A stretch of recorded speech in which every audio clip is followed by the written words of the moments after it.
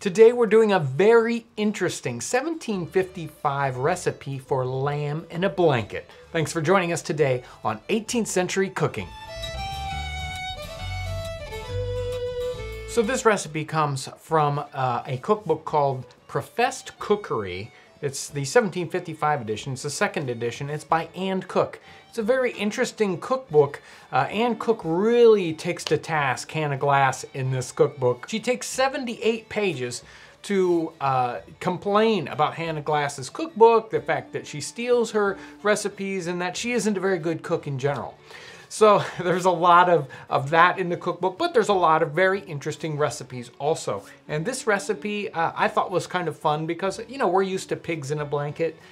We might think that that's a very modern concept, even the name. But here we have in this recipe, lamb in a blanket, and it's somewhat similar. Let's get started. Before you do anything, make sure you have a large pot of water on to boil. The recipe calls for a lamb loin. Now the loin cut many times gets cut into chops, lamb chops, so it might be difficult to find a lamb loin. You can use leg of lamb also. If you have difficulty finding that or you want to try a different kind of meat, you could do this with beef. You could do this with pork, like a pork loin also. We're using leg of lamb here. The recipe calls for collops. We've cut this into 1/2 inch thick steaks. And now, as the recipe says, we're gonna pound these out into thin collops. We've prepared 8 collops for this recipe. I've set the collops aside, and now it's time to work on the paste, the blanket for this lamb.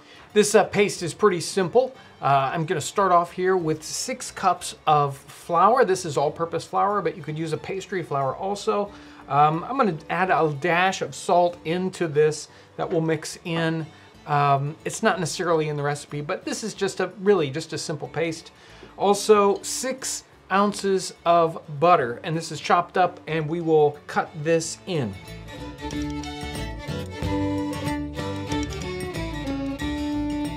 Next, we'll whisk together 2 eggs along with a gill of cold water. That's a 1/2 cup. This is a pretty stiff paste. You might need to add a little bit more cold water to get it to really hang together.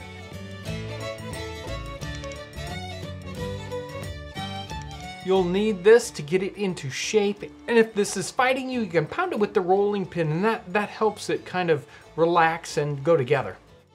Let's cut this into half and then into 8 equal pieces.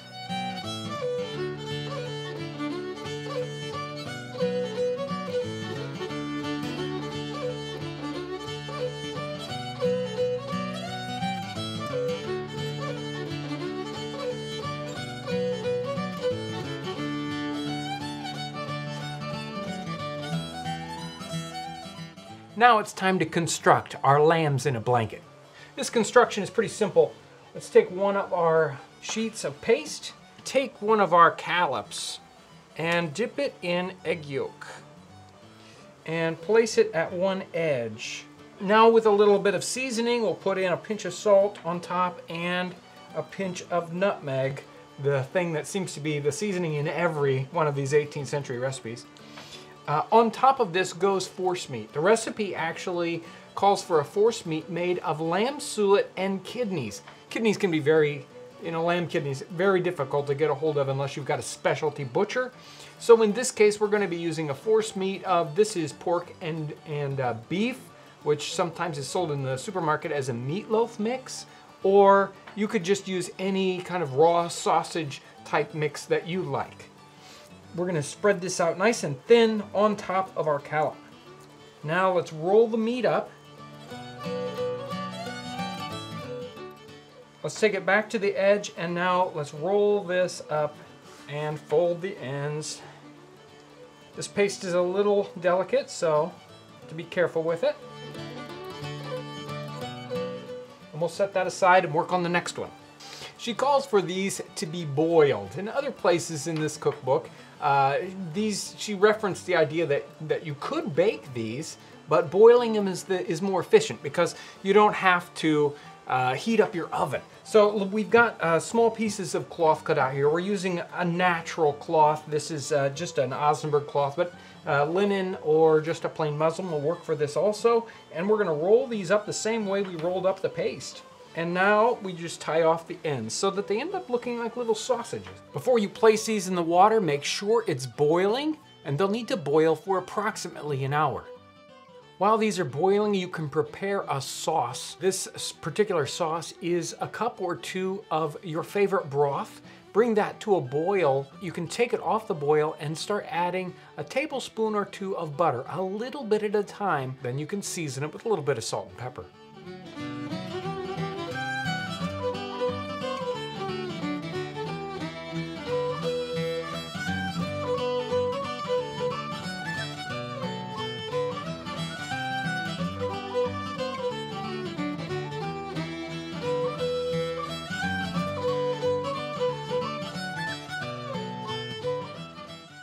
And Cook recommends to send these to the table with a little bit of gravy poured on top.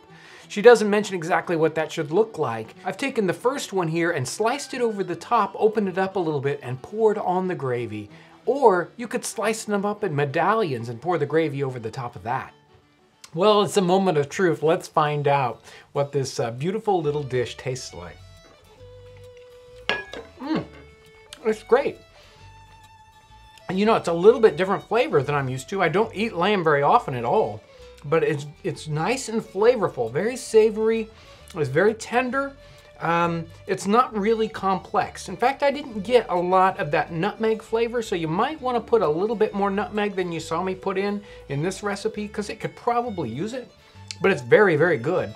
Really, this would go along with a lot of other things too. It looks interesting and it's got a great flavor. It reminds me of the steak pudding in that it's a meat dumpling. It's a very interesting way of cooking meat that we don't use today. It cooks it at a very low temperature, so you get a very nice tender meat out of it, which I can imagine in the 18th century with their tougher meats, that is probably a good way to cook in the time period. Again, this is a wonderful dish. It's really something you ought to try. It's actually very easy to do, and it's something you can do at a camp, someplace you don't have an oven because you're boiling this. So it's a great little dish to experiment with. I hope you get a chance to try it, and thanks for watching. If you're new to our channel, I want to welcome you. You can subscribe by clicking the button right up here. Also check out our related videos. Thanks so much for watching.